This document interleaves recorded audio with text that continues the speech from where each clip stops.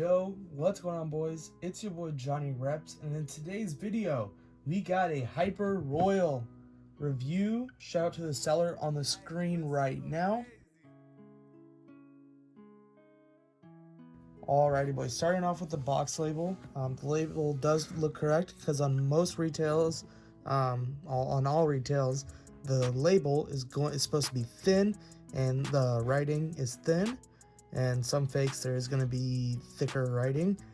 We do have some pen marks there on the box. The easy dud giveaway if there's any marks on the label. But let's get into the shoe. Before we get into the shoe, the fake pair, there is a stamp right there. Legit checkers if you want to check that out. First impression, the quality is not bad. It's like the suede, it's supposed to be a rough suede, and it's not really a suede, so that's pretty bad. The toe box, it does look a little too thick. That's also a flaw. The R and the D do touch right there. If you want to take a look at that, guys, R and D are touching. There is a slight hourglass. I don't know how well it shows up on camera. There is a slight little hourglass there. Not the greatest hourglass, but it is there. On some parts of the shoe, the rough suede does move a little bit. It just feels like sandpaper, honestly. It doesn't feel like the greatest, but on retail I saw pictures of it. Does not look like this. It's actually supposed to be more moving, and I feel like they just took like a wet sandpaper and just sanded it down to get those white spots, which, I mean, on foot it will look perfectly fine. No one's gonna come up to you and feel your suede. The swoosh does look clean. There's no like outside of the cutting, and the stitching of the shoe looks really good. If we look right there, it looks pretty good on the toe strap where they stitched it. The stitching on the toe strap itself looks really good. It's pretty clean and straight. There's no corner stitching flaw. It does go up by one and a half stitches. And then the back here, it is clean too. It's pretty clean stitch work. So stitching on the shoe, guys, is not that bad. But let's take a look at the insole. Legit checkers on the insole. So on a normal Air Jordan 1, the glue stain or the glue pattern goes up to half. This only goes on the heel, which explains why it's so damn stuck, because they use so much of it. So that's a good legit checking indicator right there. If this does not go up to the midsole, like the mid part of the insole, then that's fake. And there's the Nike Air as well, and this is the exact same thing on the other shoe.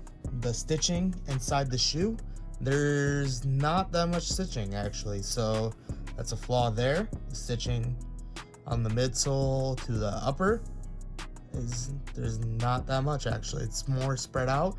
I'd say it's good spread out by like a centimeter apart. There's a label in there. There's 2 visible guide holes, as you see there. On the shoe tree itself, it's just basically like any other Air Jordan shoe tree.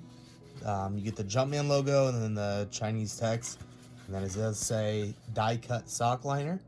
So the shoe tree is 1-to-1. There's no flaws there. On the tongue tag, these do look more like circles and ovals, so that is correct in the R.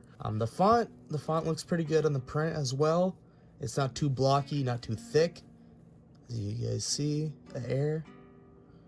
I feel like it is a little too low. The swoosh does go down a little bit too low, but then again, on foot, I'm just nitpicking here, so it's not that bad. And the padding on the upper is pretty soft. I mean, it's pretty comfortable. When I wore these, I already worn these, as you guys can tell. The leather on the toe box is very soft. As you can see, it pops right back up. It does wrinkle very easily though, so, but it is padded on the ankle. It is padded really good. And on the other shoe, or on the same shoe, the R and the D do touch. And on the same shoe, the R and the D do touch. Comparing the shoe on how even it is, the swooshes, this swoosh does look a little bit longer than this one, but on foot, that doesn't look too bad. There's gonna be some paint flaws. You guys see right here, right there, there's a paint flaw. But the rest of the shoe looks very clean. Comparing toe straps, they're about as thick. They basically, it's pretty thick. honestly. So if anything, this sort of reminds me like the quality feels like a wood table guy pair.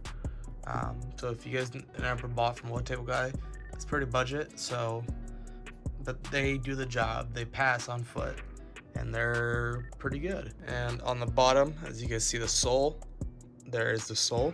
And comparing the tongue tags to each other, we already went over this one, and this one, it does look a little sloppier, I think. The stitching from the K to the E, I don't know how well it shows on camera, and those do look a little bit more like ovals in the R, but nothing noticeable on foot. Everything else does look good. The tongue is padded, which is really comfortable when you guys are wearing them on foot. And they did come with extra laces. The blue laces, they're just somewhere around here. I don't know where I put them.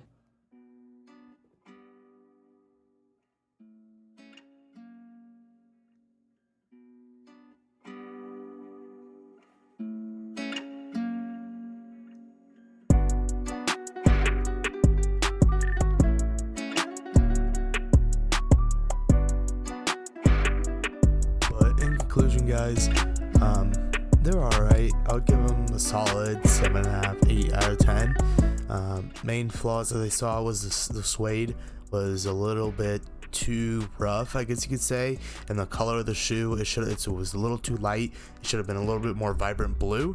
And also, I am trying to become a better QCer. I'm gonna keep on trying, so stay with me, guys. I know previously I wasn't that good at QCing. I'm still not that great, I understand that, but mainly what I'm going to be doing now, I am going to be cutting all ties with sellers.